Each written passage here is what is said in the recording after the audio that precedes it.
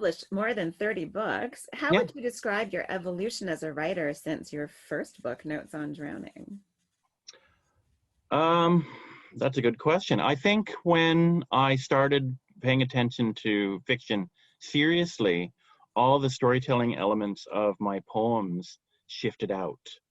So it allowed my poems to move in a different direction, which is kind of interesting. I didn't feel the need to tell stories in the poems anymore because I was writing stories.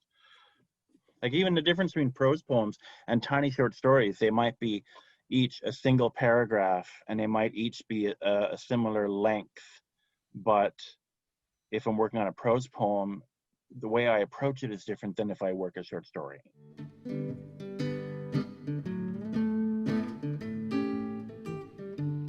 The halt which is empty, when my now wife and I first got an apartment together, a halt which is empty was that first year of us living in a different part of Ottawa Centertown, and me just curious about, okay, we're in this part of the neighborhood. What does that mean? How old is this street?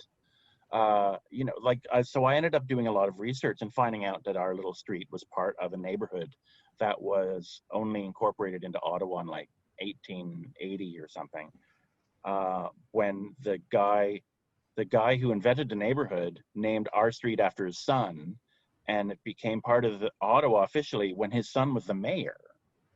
So it's all these neat little bits of history that I was kind of looking up, like, okay, if we're going to be here, what does that mean? And so that book kind of came out of some of that research and that exploration. The life sentence was very different structurally, and I was sort of stretching out these.